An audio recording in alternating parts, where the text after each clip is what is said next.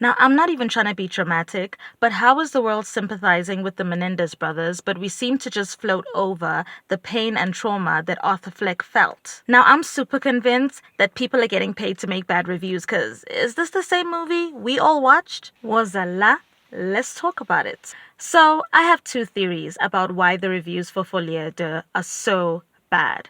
Now, if you haven't watched it, it's probably in theaters where you are right now, so before you go and watch it, you should probably listen to this review because it's as honest as it gets. I try my best not to give any spoilers, but if you feel like I'm gonna give spoilers or I have already given spoilers, then just like this video or favorite it and then come back and watch it after you've bought your tickets and watch the movie, because I don't want to be responsible for anything. Why I even bothered to compare Arthur Fleck to the Menendez brothers is basically because they both experienced an amount of trauma that affected how they relate to other people and made them, unalive people because of that. So are we just not relating to Arthur Fleck because he's poor?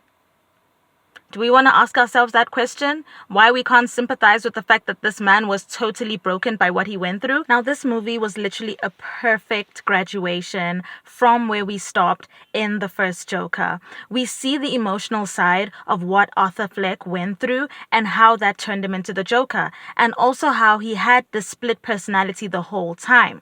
And a lot of people calling this a musical, but if you look from the first movie, every time Arthur Fleck felt trauma, he always used to play music in his head and hum or dance, and there was always that instrumental factor from the first movie, which is the same thing that happened with this Folie A Deux. The difference is he just put words in it.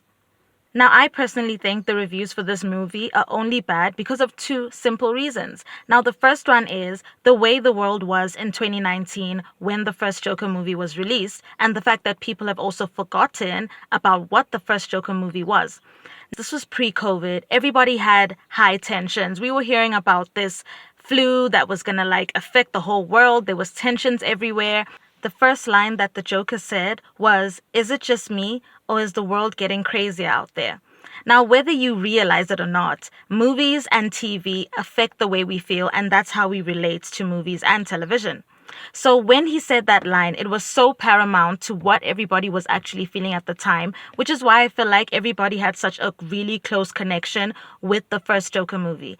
Now, since that has happened, the sensitivity of the world has gone down incredibly, based on what we're seeing every single day with the wars that are going on, and we feel like as if we can't empathize if it's not gruesome. I feel like we have to get back to humanity on that aspect, and I don't think that this movie missed out on anything that the first movie didn't have. Then secondly, y'all are just so used to women being victims. Why are we so used to women being victims? Why can we just not understand that there comes a woman who actually knows what she wants from the beginning and sticks to what she wants, and when she doesn't get it, she's like, get out of here. I also saw somewhere that some people felt like Lee had an overestimated influence on Arthur, and this kind of made her seem like the villain. But if we think back, women have actually always had an influence on Arthur Fleck and the Joker. If we look back to his closeness with his mother, the way he always felt so connected to her, if we look at his relationship with his therapist, who he spoke to about all his issues, this was a woman. And then we also look at his relationship with his neighbor, Sophie, that he was so obsessed with, that first introduced him to, that unalive symbol that he uses that is part of the Joker's caricature behavior. Then we also look at the relationship that Arthur Fleck has always had with men. Now, it has always been tumultuous. Look back to Randall that set him up with the gun in his workplace. His boss used to disrespect and demean him. Murphy that posted a video of him and made fun of him on national television. He's always had a tumultuous relationship with men. So this was nothing new, and there's no reason for us to be super woke about this and reduce Lee's influence on him and claim that it's an over-influence. And quite personally, we have to remember that although the characters are based on the DC characters, this is written by people who didn't write the DC comics, and they also wanted to follow through from the first Joker movie. So, women have always had such an effect on Arthur Fleck. And guys, let's not look too much into it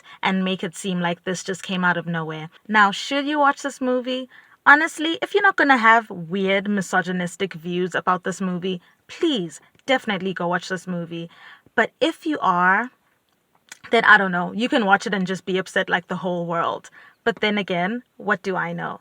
I'm just giving you opinions nobody asked for.